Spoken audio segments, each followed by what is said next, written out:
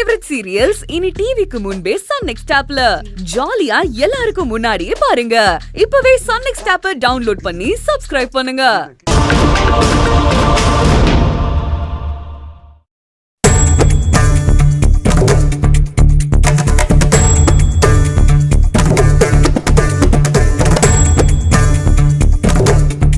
ஏமா பார்க்கவி, உன்னை கிளம்ப சொன்னார்ல, கேட்டு படப்படன் மேல ஓடுன, இப்ப மேல பூந்துட்டு என்ன பண்ற? என்ன சங்கதி? நான் கிளம்புறேன். இனிமே நான் இங்க இருக்க மாட்டேன். ஏய் நில்லுடி. எங்கடி போற? என்னை விட்டு எங்க போற? நீயும் நானும் புருஷன் முண்டாட்டிடி. இது நம்ம வாழ்க்கை. அவதான் இதை வளர்றானா நம்பிட்டு கிளம்பிடுவியா? அப்புறம் என்ன மண்ணுக்கு நான் இருக்கேன்?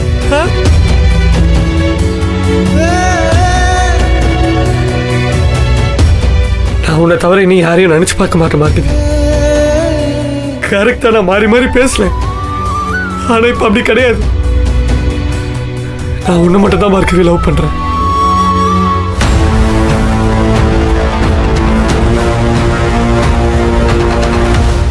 இந்த சைக்கோ காட்ட போட்டோ எல்லாமே போய் என்ன நம்ப பார்க்குது. என்னை விட்டு போயிடாது ப்ளீஸ். என் கூடவே இருடி.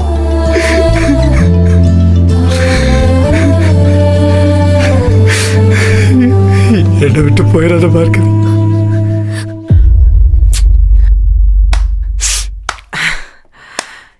என்ன ஒரு உணர்வுபூர்வமான காதல் காட்சி! எனக்கே கண்ணெல்லாம் கலங்கிருச்சு.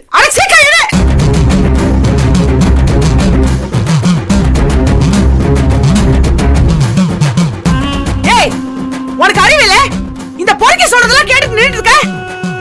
இன்னைக்கு உன்னை பிடிக்குதுன்னுவா, நாளைக்கு என் தங்கச்சி கூட ரூம்குள்ள போய் கதவு சாத்திப்பா, வெளியில வந்து பார்க்க விதா என் உலகம்னுவா. இவனெல்லாம் நம்பி போனேன்னு வச்சுக்கோயேன், நடு தெருவுல பிச்சைதான் எடுக்கணும். முடிச்சுக்கிட்டு நிக்காம கிளம்பி முத. முடியாது. நான் என் புருஷன் சொல்றதுதான் கேட்பேன். எனக்கு அவன் மேல நம்பிக்கை இருக்கு. நான் போக மாட்டேன்.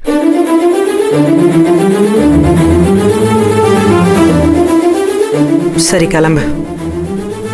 கிளம்பு. பேசாத வாய் மூடு. பேசாம நில்லு. என்னண்ணே பாத்துட்டு பேசாம இருக்கீங்க? இவ்வளவு அமைதியா இருக்க சொல்லுங்க. அவர் என்ன சொல்லணும்? அவர் சொல்லணும் நினைக்கிறதெல்லாம் சொல்றதுக்கும், அவர் நினைச்சதை நடத்தி காட்டணுங்கிறதுக்காகவும் தான் நான் இங்க இருக்கேன்.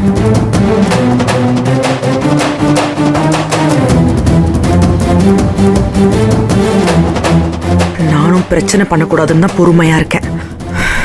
சரி, நான் எந்த பிரச்சனையும் பண்ணல. ரெண்டு பேரும் பெட்டி படிக்க எடுத்துட்டு இந்த வீட்டை விட்டு கிளம்புங்க. போங்க. எது? ரெண்டு பேருமே வா?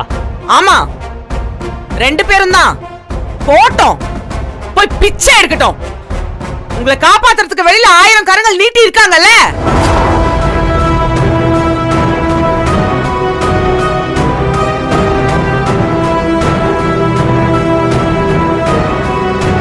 எப்ப ஓட்டப்பந்தய வீரரே, என்ன ஆனா உன்ன மேல ஓடுற?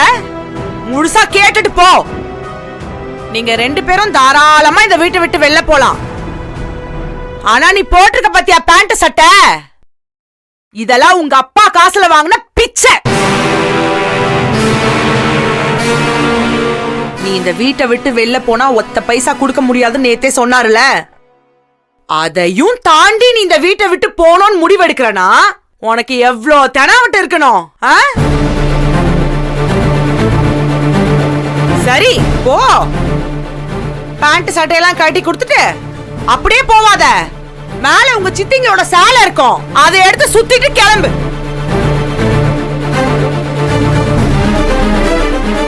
அறிவு, அது மட்டும் இல்ல, அவன் மண்டைய பாரு, பின்னாடி பங்க் அப்படியே வழிஞ்சுக்கிட்டே இருக்குல்ல, அதையும் வெட்டி கொடுத்துட்டு போக சொல்லு. அட்லீஸ்ட் வேற யாருக்காவது உபயோகமா இருக்கும். இந்த ஹாஸ்டல்லாம் மாமா கொடுத்த பைசால தானே வந்தது.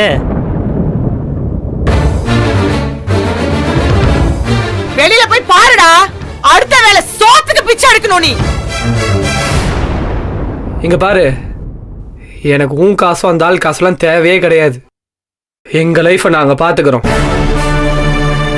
ஓ, இவ்ளோ வேலையை பார்த்துட்டு நைஸா ஓடி போலான்னு பார்த்தா உன்னை விட்டுருவனா? அவனை இந்த வீட்டு வாசலை தாண்டி காலை வெயி, காலை உடைச்சிருவேன். யோ மாமா உனக்கு ஒத்த பைசா தரமாட்டேன்னு சொல்லிட்டார்ல, அப்புறம் எங்கே போய் தங்குவே நீ? இதோ இந்த மகராசிக்கு மாளிகை ஏதாவது இருக்கோ? அதுவும் சரிதான், சாக போகிறவளுக்கு ஏது மாளிகை? வெளியில் ஒரு அடி எடுத்து வைக்கும் போதே போட்டு தள்ளிட்டு ஸ்ட்ரெயிட்டாக கைலாசம்தான்.